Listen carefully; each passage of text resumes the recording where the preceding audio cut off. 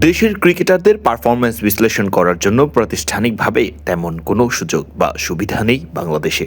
সেই সুযোগের আশায় 2 বছর আগের পরিকল্পনায় অ্যানালিটিক্স ল্যাবরেটরি চালুর ঘোষণা দিয়েছে বাংলাদেশ ক্রিকেট বোর্ড বিসিবি, যেখানে ক্রিকেটারদের স্কিল উন্নয়নে আধুনিক টেকনোলজি আর এআই এর সাহায্য নেওয়া হবে। মিরপুরের হোম অফ ক্রিকেটের ইনডোরে চলবে বিসিবির নতুন উদ্যোগ অ্যানালিটিক্স ল্যাবরেটরির কাজ। 2 বছর আগে বিসিবির বোর্ড সভায় অনুমোদন পেলেও বিভিন্ন কারণে এই পরিকল্পনাটি আলোর মুখ দেখেনি। বিসিবির গেম ডেভেলপমেন্ট বিভাগের চেয়ারম্যান ফাহিম সিনহা জানিয়েছেন, এখন সুযোগ মেলায় তারা দ্রুত বাস্তবায়নের লক্ষ্যেই এগোচ্ছেন। তবে পুরোপুরি বায়োমেকানিক্যাল হচ্ছে না এই ল্যাবরেটরিটি।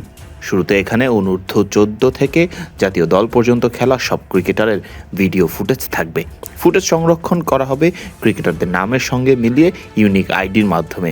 এই সেমি বায়োমেকানিক্যাল ল্যাবে এর সঙ্গে বিভিন্ন টেকনোলজি ও এআইও ব্যবহার করা হবে।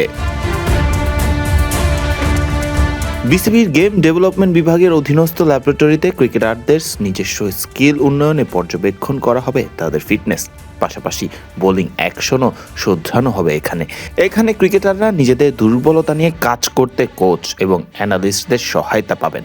সংরক্ষিত ভিডিও ফুটেজ দেখে নিজেদের দুর্বলতাগুলো চিহ্নিত করে কোচদের সঙ্গে কাজ করতে পারবেন। অনেক সময় ক্রিকেটারদের নিয়ে কাজ করতে ভুলগুলো কোচদের সামনাসামনি দেখার প্রয়োজন হয়। ফাহিম সিনহা জানান, বর্তমান পরিস্থিতি নিয়ে কোচেরা কাজ করতে স্বাচ্ছন্দ্য বোধ করবে। আমাদের অন্যান্য ফুটেজের বাইরে যেহেতু ল্যাব হচ্ছে, পুরোপুরি যন্ত্রপাতি বসিয়ে মুহূর্তেই সরাসরি মূল্যায়নে যেতে পারবো। এটাই কোচ ও খেলোয়াড়দের জন্য অনেক সহায়ক হবে।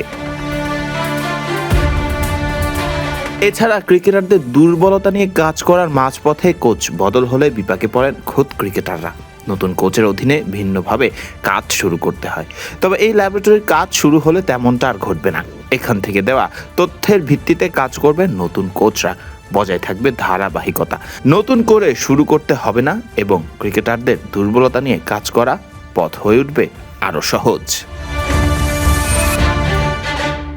ফরদিন রহমান সকাল, বিডি ক্রিক টাইম।